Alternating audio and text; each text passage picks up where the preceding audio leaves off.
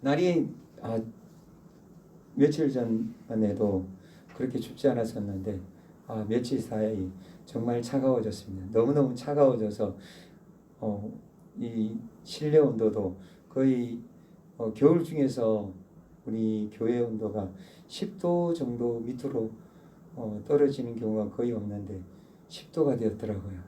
오늘 보니까. 그래서 교회가 오늘 날씨가 2년 이제 3년 차인데 거의 가장 차가운 날씨 중에 한 날씨였구나라는 것을 알 수 있었습니다. 이럴 때 생각나는 것이 있죠. 우리가 추울수록 장작불이 생각나지 않습니까? 장작불이 생각나고 우리 대부분 다 시골에서 경험을 했다면, 저는 경험을 했는데 장작불 피워놓고 어디로 들어갑니까? 아랫목으로 들어가는 것이죠. 젊을 때야 장작불을 넓은 곳에 피워놓고 거기서 둘러앉아서 논다고 하지만 거의 대부분 다 장작불을 피워놓고 이제 아랫목에 가서 따뜻한 이불 속에 들어눕죠. 그렇게 들어누워서 이야기도 하고 재미난 시간을 보냅니다. 그러면 장작불에 때우면 그 장작불에는 그 위에는 큰 솥이 걸려 있습니다. 그 솥에는 물들이 잔뜩 담겨 있죠. 그 물들로 세수도 하고 머리도 감고, 그렇게 안 감아 보셨군요. 그렇게 목욕도 하고 그렇게 지냅니다. 지금 시골에 가면 비슷할 겁니다. 그런데 이제 그 솥을 보면 생각나는 옛말이 있습니다. 자라보고 놀란 가슴, 솥뚜껑 보고 놀란다. 다들 들어보셨죠? 자라를 보고 충격을 받은 사람은 솥뚜껑을 봐도 충격을 받는다는 거예요. 왜냐하면 그 마음에 긴장을 하게 되어 있기 때문이에요. 우리 마음은 거기에 대해서 충격을 받는 것에 대해서 그것을 기억하고 주의하게 되어 있다는 것입니다. 오늘 본문에서는 예수님께서 한 멸망, 어떤 멸망이냐? 예루살렘이라는, 이스라엘 사람들이 예루살렘이 멸망한다는 것은 잘 생각도 못하고 상상도 잘 못하는데, 예루살렘의 그 멸망을 통해서 예수님이 다시 오시는, 주님이 재림하시는 그때와 그때 일어날 대환란, 이런 여러 가지의 말씀을 오늘 말씀해 주십니다. 그 말씀을 통해서 우리가 재림의 날 우리가 과연 어떻게 해야 오늘 제목처럼 천국 잔치에 들어갈 수 있는지 오늘 말씀해 주십니다. 먼저 1절 말씀을 받으시겠습니다. 그러므로 너희가 선지자 다니엘이 말한 바 멸망에 가증한 것이 거룩한 곳에 선 것을 보거든 읽는 자는 깨달을진저. 아멘. 읽는 자는 깨달으라, 듣는 자는 깨달으라, 보고 깨달아 알아라는 거예요. 무엇을 보고 깨달아 알아야 될까요? 바로 예루살렘의 멸망입니다. 이 예언은 예수님이 오시기 전 540년경에 다니엘이 한 예언이에요. 이스라엘을 황폐하게 하는, 그 멸망케 하는 혐오스러운 그 가증한 것이 예루살렘 성전, 거룩한 성전에 선 것을 본다는 거예요.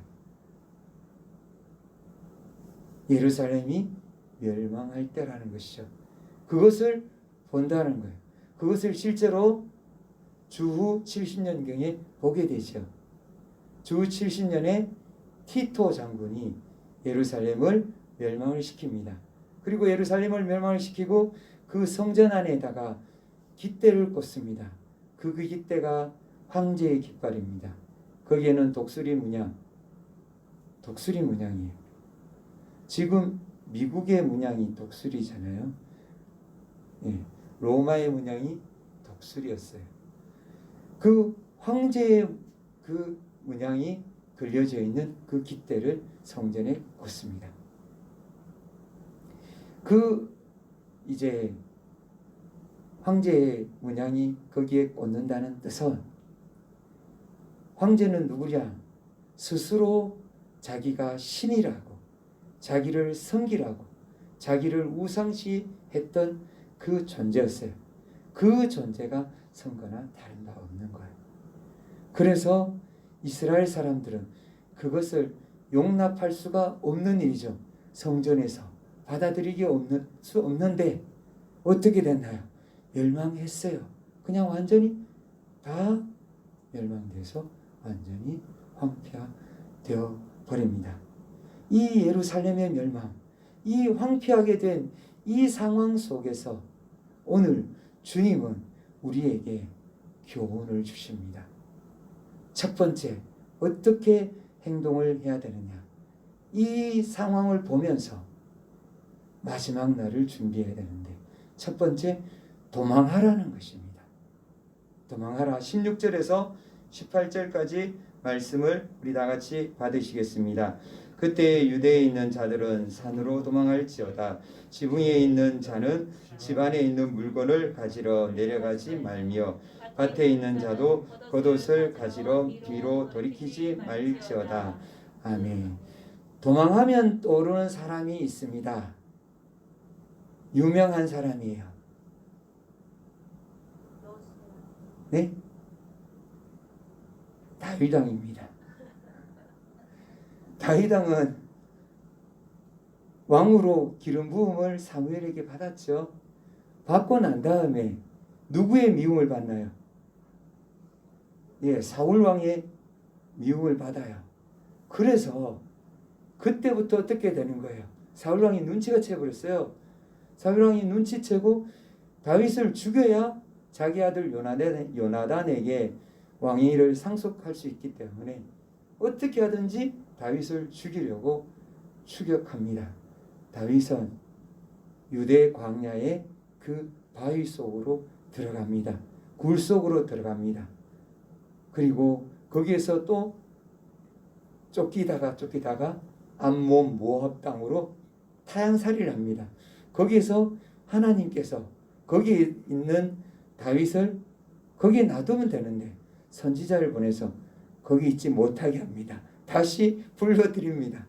그러면 들어오면 어떻게 됩니까? 유대 광야에서 또 어떻게 되죠? 또 쫓기는 거예요. 도망갔다가 또 피하고 그렇게 쫓기다가 블리셋도 가기도 하고 타향살이 하게 됩니다. 다윗이 나타났다는 첩보가 사울왕에게 보고가 되면 사울왕은 즉각 군대를 출동시킵니다. 유대 광야 출동 그러면서 갑니다. 가서 다윗을 쫓아가는데 그런데 다윗은 너무너무 잘 피합니다. 사울왕이 이쪽으로 가면 다윗은 잽싸게 반대쪽으로 도망을 갑니다. 우리 숨바꼭질 기억나시죠? 숨바꼭질 할 때 술래가 다가올 때 어떻게 하나요?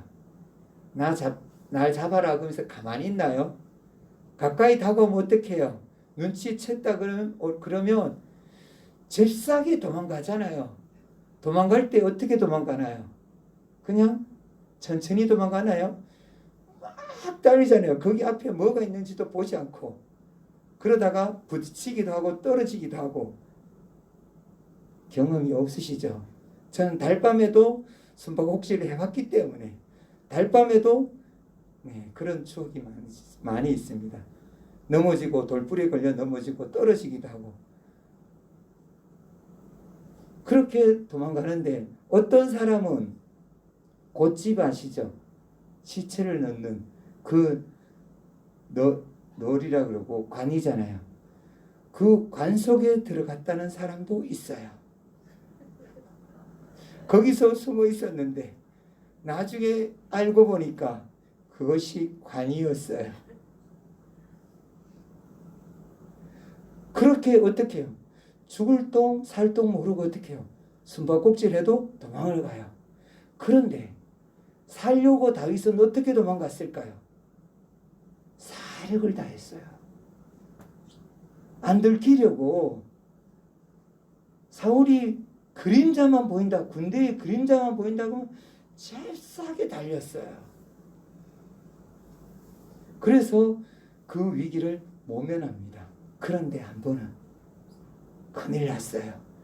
군대가 다윗이 있는 동굴을 온통 다 포위하고 그 일대를 다 포위한 거예요. 그런데 그때 마치 사울이 화장실이 가고 싶은 거예요. 그것도 큰 거예요. 그러니까 어딜 들어가요? 동굴로 들어가야 돼요. 동굴로 들어가면은 사울왕이 들어가려면 어떻게 해요? 1차적으로 수색을 하겠죠. 수색을 했어요. 들어가서 사울왕이 응가를 열심히 하고 있는데, 힘을 주고 있는데 그 뒤에 누가 있었느냐? 다윗이 있었어요. 다윗이 그 안에 있었는데 동굴이 어두우니까 미처 보지 못했던 거예요.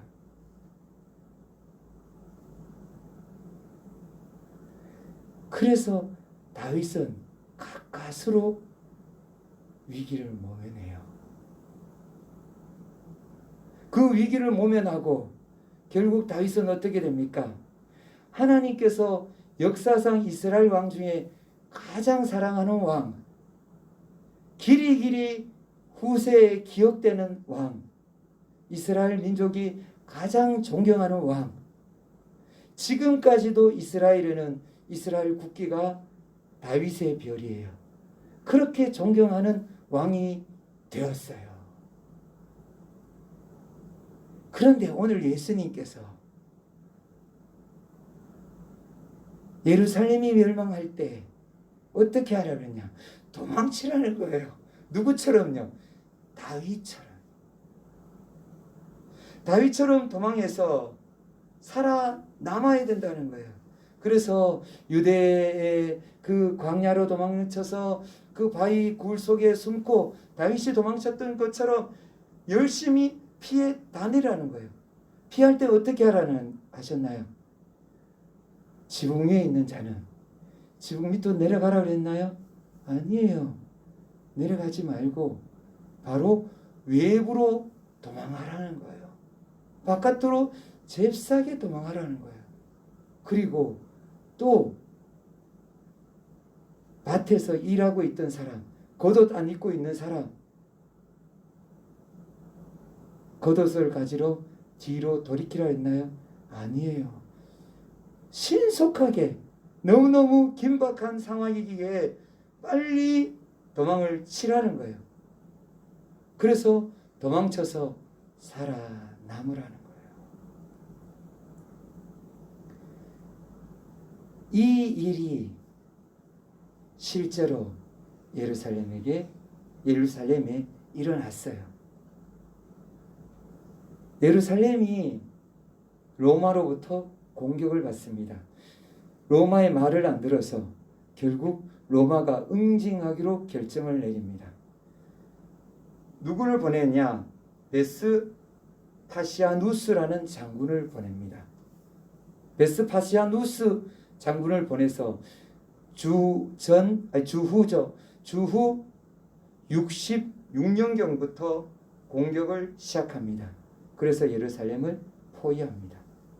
예루살렘을 완전히 가두어 버렸어요. 그렇게 가두어 놓고 공격을 하는데 참 공교롭게 69년에 놀라운 사건이 하나 딱 생겨요. 로마의 황제가 갑자기 죽어버리는 거예요. 로마의 황제가 갑자기 죽자 그 다음 황제로 누가 추대되느냐? 예루살렘을 에워싸고 있는 베스파시아누스 장군이 왕으로 추대가 되는 거예요. 그래서 이 장군은 왕으로 즉위하기 위해서 로마로 갑니다. 로마로 가면서 그 로마 군대의 지휘권을 누구에게 맡기느냐? 자기 아들 티토에게 맡깁니다. 그 교체식이 이양 시기에 잠깐 포위가 풀려요. 그때 깨어있는 그 그리스도인들이 예수님의 말씀을 기억하고 잽싸게 도망을 쳐요. 전부 다 탈출을 해요. 포위가 풀렸으니까 다 도망을 가요. 도망을 가서 어디를 가느냐? 유대 땅에서 머물지 않아요. 유다 땅에 갔다가는 살아남지 못할 테니까 갈릴리 동편에 있는 데가볼리 근처의 펠라 지역으로 다 도망을 가버려요. 그래서 그들은 위기에서 모면을 합니다. 거기에서 도망을 쳤기 때문에 위기에서 모면한 것이죠. 마지막 때도 도망을 치라고 주님은 말씀해 주십니다. 그런데 그 펠라 지역에 도망한 사람 그리스도인들은 도망쳐서 하는 일이 있었어요. 무슨 일이었을까요? 복음을 전하는 거였죠. 거기서 살아남아서, 물론 살아남는 것도 힘들었어요. 왜요? 먹고 살 게 없었어요. 가진 게 없었어요. 돈도 없고 아무것도 없으니까 먹고 살기가 힘들었지만 거기서 생업으로 다시금 일어나서 복음을 증거할 수 있었어요. 그런데 마지막 날에는 주님이 오시는데 복음 전할 일도 없잖아요. 그런데 왜 살아남으라고 그랬을까요? 좀 더 말씀을 알아가시면 주님이 말씀해 주십니다.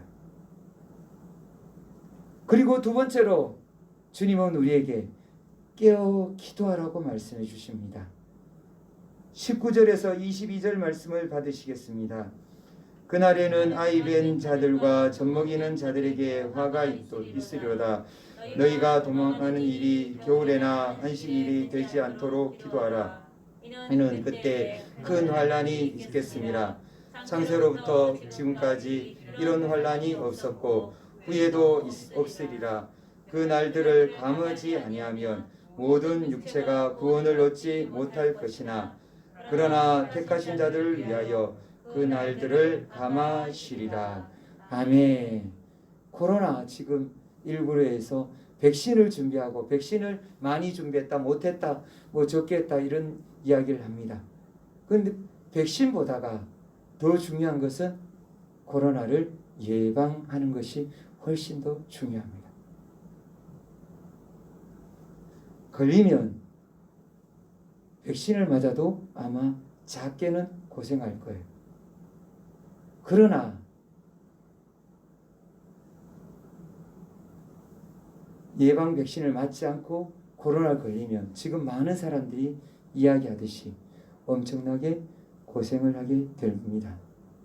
마지막 날에도 이 상황이, 그날이, 대환란의 그 날이 이렇게 혹독하다는 것입니다. 많은 사람들이 겪는 그 고통 참혹하다고 말씀해 주십니다. 그날에 그 중에서 그 혹독한 중에서 특히 보호받아야 될 사람들이 두 사람이 소개되고 있습니다. 누구냐? 임신한 여인들과 그리고 아기 영아들을 데리고 있는, 걸음마를 제대로 못하고 갓 걸음마를 하고 있는 그 엄마들이 너무너무 큰 화를 당한다고 말씀해 주십니다. 그들은 신속히 대피할 수 없기 때문에 그날에 그들은 그것을 당할 수밖에 없습니다. 그리고 그 심판 날들은 겨울에 닥치면 더 혹독합니다. 겨울은 이스라엘에, 우리도 겨울에 닥치면 혹독하지만 이스라엘도 역시 마찬가지죠. 이스라엘은 우리보다 더 따뜻합니다. 그러나 그 겨울에도 우기이기 때문에 비가 내립니다. 차가운 날 비가 내리기 때문에 도망다니기 너무너무 힘듭니다. 그리고 또 안식일, 이 안식일은 유대인들에게만 해당되는 말씀인데 이 안식일 일어나지 않도록 해야 된다고 기도하라고 말씀하셨는데 안식일은 왜 말씀하셨느냐? 이 이스라엘 사람들은 유대인들은 규정 때문에 안식일을 지킨다고 1마일을 벗어나질 않았어요. 그러다 보니까 도망을 1마일만 칠 수 있는 거예요. 그러니까 도망 못 치잖아요. 다 잡히는 거예요. 그래서 안식일 겨울 일어나지 않도록 기도하라고 말씀해 주십니다. 또한 주님은 심판의 날 하나님 앞에 그날에 하나님 앞에서 그 혹독한 심판을 감해 주시도록 기도하라고 말씀해 주십니다. 그러면 하나님은 어떻게 하시냐? 그 혹독한 심판의 날을 감해 주시고 줄여 주신다고 말씀해 주십니다. 주님 앞에 깨어서 기도하라고 말씀해 주십니다. 실제로 이 일이 일어났습니다. 깨어서 기도한 사람들에게 놀라운 일이 일어난 것이죠. 예루살렘이 멸망할 때 앞서도 말씀하셨지만 예루살렘 성 안에 머물렀던 사람들은 몇만 명이 죽었느냐? 무려 110만 명이 그 안에서 죽었습니다. 그들은 전쟁으로 그렇게 칼에 맞아 죽은 그런 사람들도 많았지만 기근과 굶주림으로 죽었습니다. 기록에 보면은 그때 자기 낳은 아들을 삶아 먹었다는 그런 기록이 있습니다. 그 정도로 처참하게 거기서 죽었습니다. 그러나 깨어 기도하던 그리스도인들은 그 69년에 탈출해서 피하게 된 것입니다. 깨어 기도해야 되는 것입니다. 환난이 닥치기 전에도 우리가 해야 될 것은 무엇이냐? 주님 앞에 깨어 기도하는 것입니다. 깨어 기도할 때 하나님은 우리에게 자비와 긍휼로 인도하실 줄 믿습니다. 그리고 세 번째, 속지 말라고 말씀해 주십니다. 23절에서 24절입니다. 그때 사람이 너희에게 말하되 보라 그리스도가 여기 있다 혹은 저기 있다 하여도 잊지 말라. 거짓 그리스도들과 거짓 선지자들이 일어나 큰 표적과 기사를 보여 할 수만 있으면 택하신 자들도 미혹하리라. 아멘. 사람들이 환난이 닥치면 사람들이 심리는 얼어붙습니다. 민심은 흉흉해집니다. 그러면 그때를 노리고 등장하는 사람들이 많이 일어납니다. 그 사람들이 누구냐? 가짜들이죠. 가짜 그리스도와 가짜 선지자들이 등장하게 된다는 것입니다. 그 가짜 선지자들은 거짓 소문을 퍼뜨립니다. 그리고 그들에게는 무엇이 일어나느냐?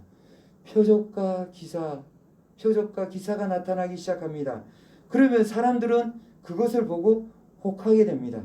지금도 제가 여기에 지체장애인이 왔는데 그 지체장애인을 안수해서 그 지체가 회복이 되었어요.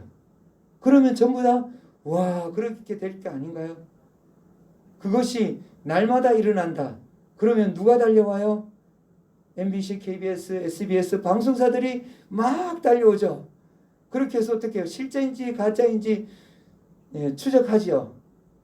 실제라면 그러면 어떻게 되는 거예요? 와, 그러면서 난리 나죠. 그 당시에 이제 마지막 날에 이렇게 거짓 선지자들이 많이 일어나서 기적과 표적, 그 표적들을 나타낸다는 것입니다. 그래서 수많은 사람들을 미혹할 뿐만 아니라 누구까지 미혹하느냐? 택하신 자들, 믿는 자들도 미혹하게 된다는 것입니다. 예루살렘에도 이런 일이 일어났습니다. 예루살렘이 포위되자 거기에서 예루살렘이 멸망하지 않는다고 거짓 선지자들이 들고 일어나서 예루살렘을 지켜야 된다고, 110만 명이 떠나가면 안 된다고, 어떻게 하든지 여기서 모여 있어야 된다고, 도망가지 말라고, 예루살렘 성 절대로 함명한다고 그렇게 막 거짓 소문을 퍼뜨렸습니다. 그 말을 들은 110만 명 어떻게 됐습니까? 몰살당했습니다. 살아남은 자는 9만 7천 명밖에 없습니다.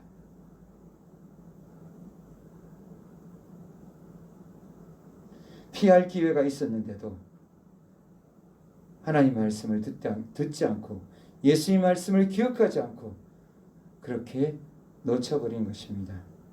우리는 속지 말아야 됩니다.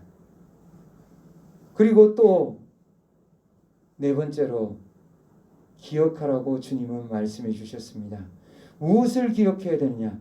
주님의 재림에 대해서 우리가 분명히 기억하고 알고 있어야 된다는 것입니다. 25절에서 28절입니다. 보라, 내가 너희에게 미리 말하였노라.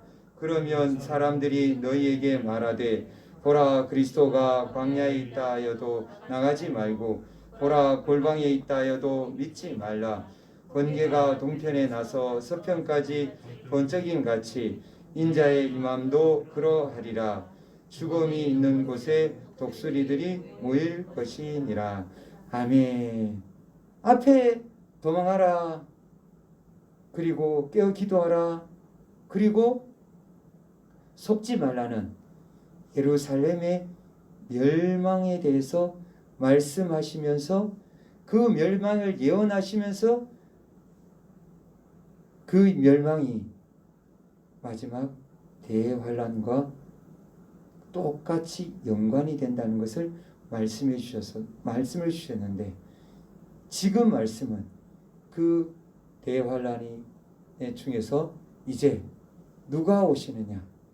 마지막으로 예수님이 오신다는 것입니다. 예수님이 오시는데 예수님은 보라, 내가 이미 말하였노라. 다 말한 것을 어떻게 하냐? 기억해야 된다는 것입니다. 무엇을 기억해야 되느냐? 예수님이 재림하실 때 어떻게 오시냐는 거예요. 사람들은 이야기해요. 유대 광야에서 갑자기 선지자가 나타났다. 와, 가보자. TV에서 보니까 어떤 능력이 나타나는 게 보인다. 그 교회로 가자. 그 수영관으로 가자. 아니면은 그 단체로 가자. 라고 이야기를 하고, 또 어떤 사람들은 골방에 은밀한 곳에 메시아가 있다. 그쪽으로 들어가자. 라고 해서 그쪽으로 이끌어가는 것입니다. 주님은 속지 말라는 것입니다. 주님이 임재하시는 걸 꼭 기억해야 되는 것이 무엇이냐? 주님이 임하시는 것, 주님은 번개가 동편에서 번쩍하면, 그 동편에 하면 번쩍거립니까? 서편까지 번쩍거립니다.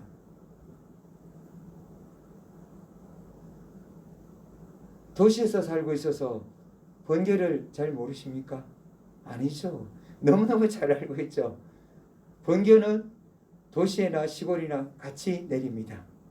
그래서 번개가 번쩍할 때 얼마나 환하게 세상이 비치는 것도 잘 알고 있습니다.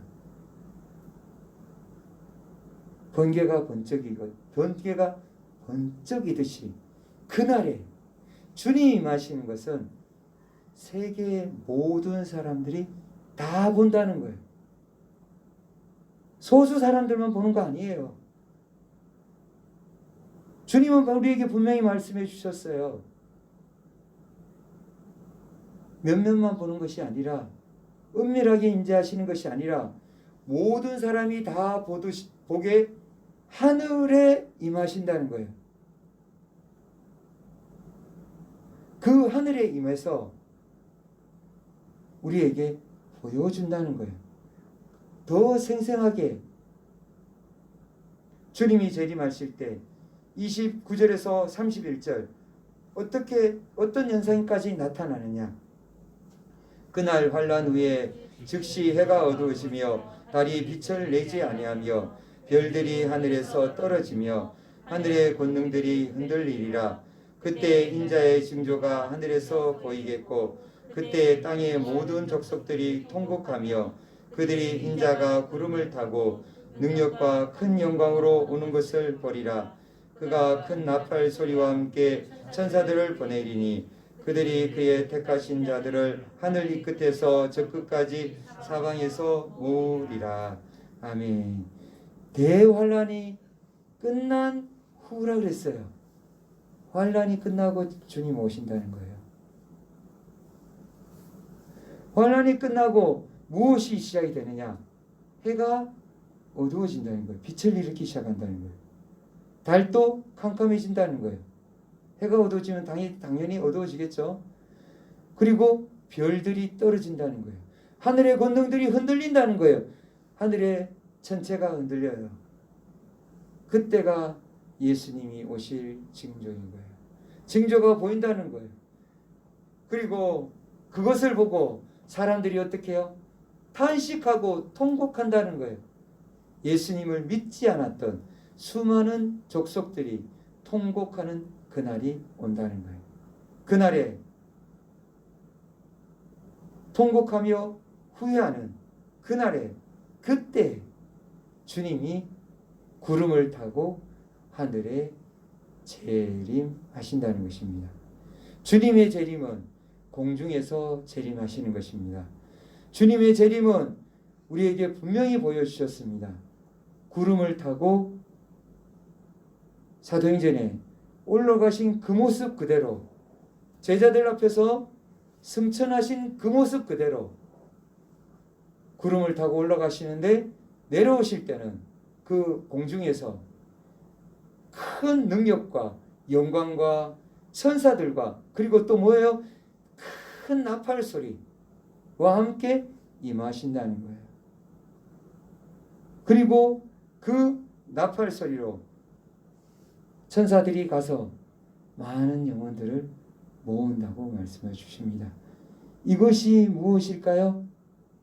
휴거예요. 휴거하면 떠오르는 사건이 있죠. 1997년 이장님 사건. 그때 속아서 수많은 사람들이 휴거 준비한다고 TV에서까지 방송했죠.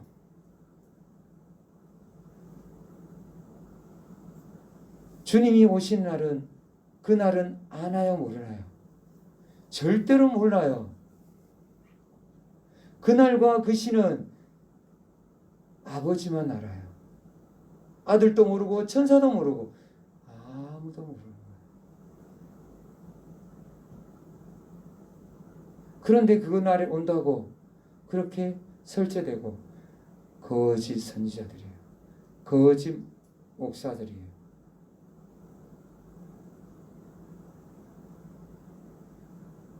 주님이 임하실 때 주님은 그 재림에 대해서 성경에서 갈릴리에서 사역하실 때 가나의 혼인잔치를 통해서 예화를 많이 들어주셨어요.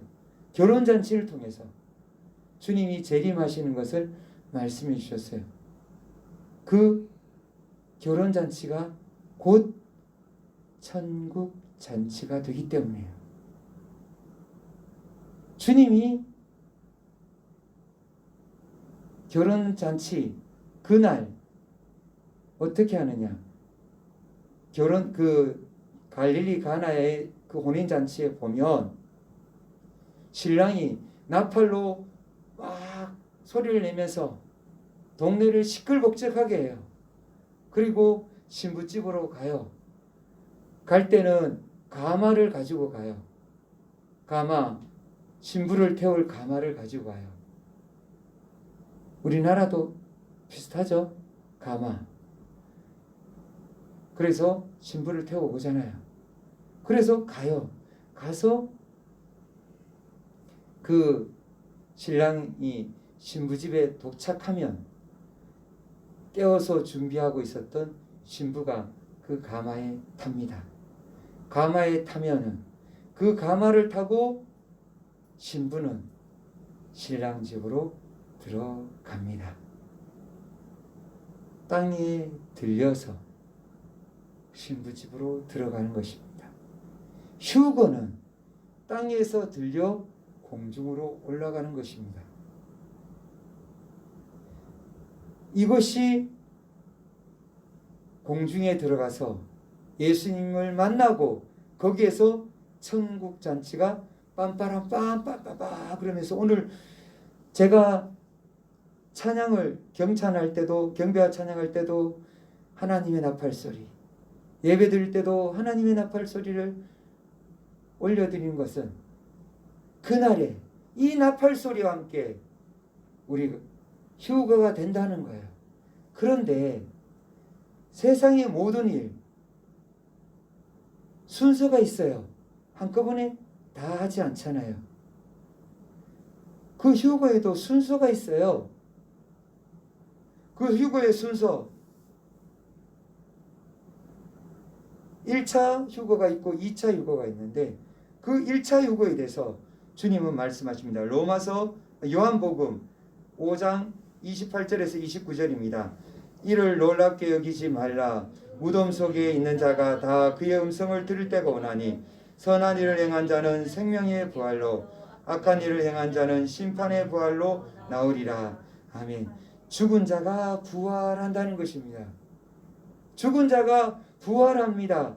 나팔 소리를 듣고 그때 부활해서 영화로운 몸으로 부활해서 공중으로 들려 올려져서 주님 앞으로 나아간다는 것입니다.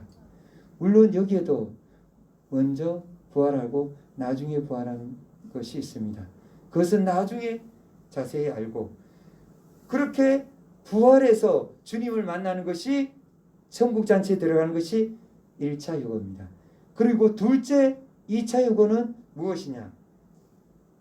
계시록 20장 계시록이 아니고 데살로니가 전서 4장 16절에서 데살로니가 전서 4장 16절에서 17절입니다.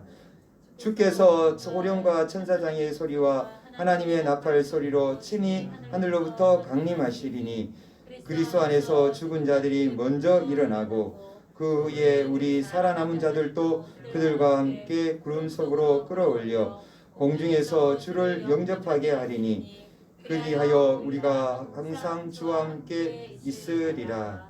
아멘. 처음에 먼저 부활해서 휴거해서 그렇게 주님 앞으로 나아가서 천국잔치에 들어가고 두 번째는 살아있는 자들이 공중으로 들려 올려간다는 거예요. 우리 살아남은 자들도 그들과 함께 누구요?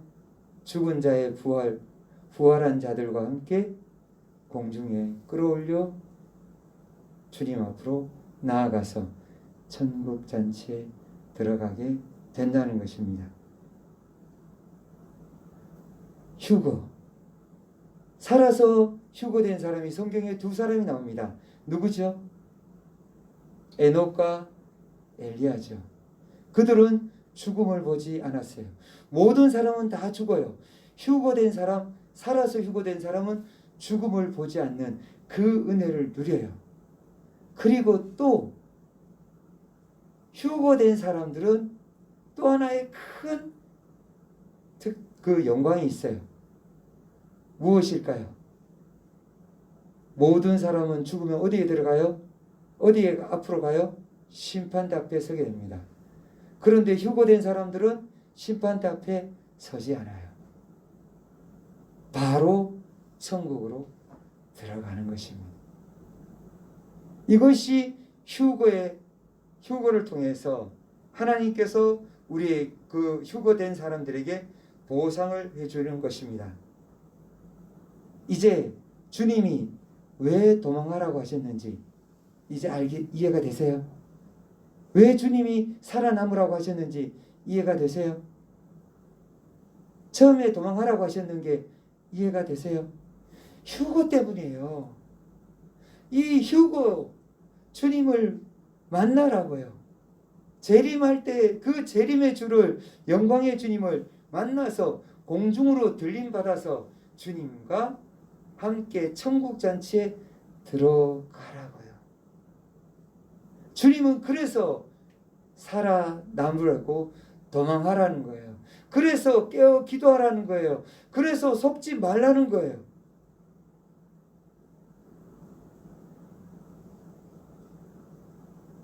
휴거되어서 공중에서 주님을 만나기를 원하십니까? 정말 원하십니까?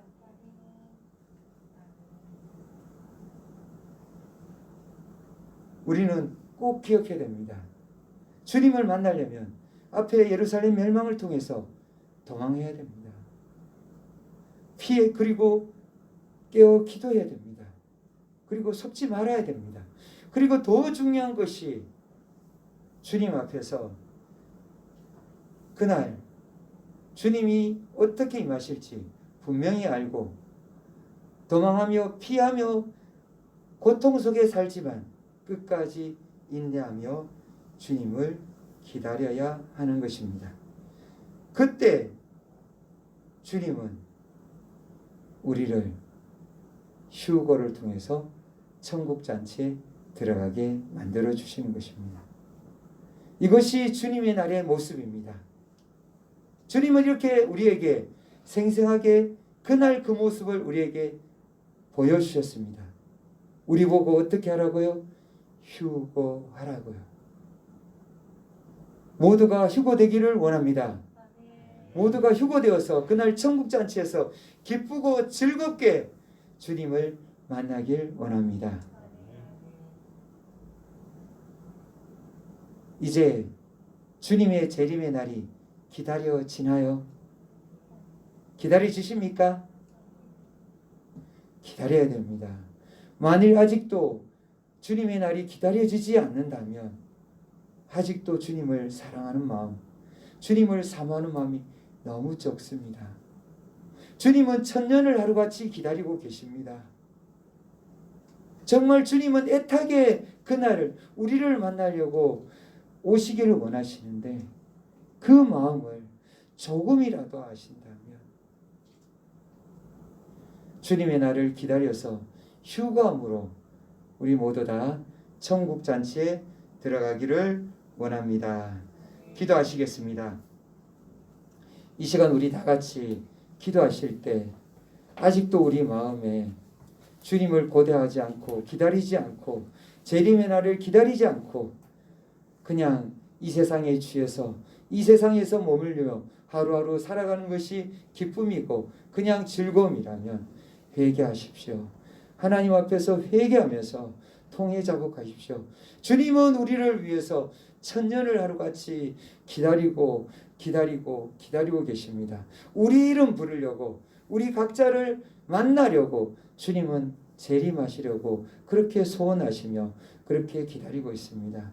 우리가 주님을 사모한다면 그 주님을 사랑한다면 주님의 마음으로 우리도 주님을 사모해야 됩니다. 그리고 주님이 말씀하신 것처럼 도망을 해야 되는 것입니다. 환난이 닥쳤을 때 도망쳐야 되는 것입니다. 그리고 주님이 주시는 지혜대로 도망을 가야 되겠죠. 그리고 또 주님이 말씀하신 대로 깨어 기도해야 돼요. 깨어 기도하지 않으면 그렇게 몰살당하는 거예요. 그런 몰살당한 사람들 어디 들어가요? 지옥 들어갑니다. 우리는 지옥에서 벗어나야 돼요. 그렇게 우리가 이 자리에 나와 있지 않습니까? 우리가 정말 하나님 앞에서 지옥에서 벗어나도록 그리고 깨어서 기도하도록 그리고 또 가짜 예수, 가짜 하나님에게 속지 않도록 그들에게 속지 않는 그래서 믿음으로 주님의 재림을 기다릴 수 있는 우리 모두가 되도록 우리 다 같이 그리고 기도하시고 또 교회를 위해서 그리고 나라와 민족과 열방의 복음을 위해서 코로나19의 소멸을 위해서 다 같이 주여 부르시면서 기도하시겠습니다.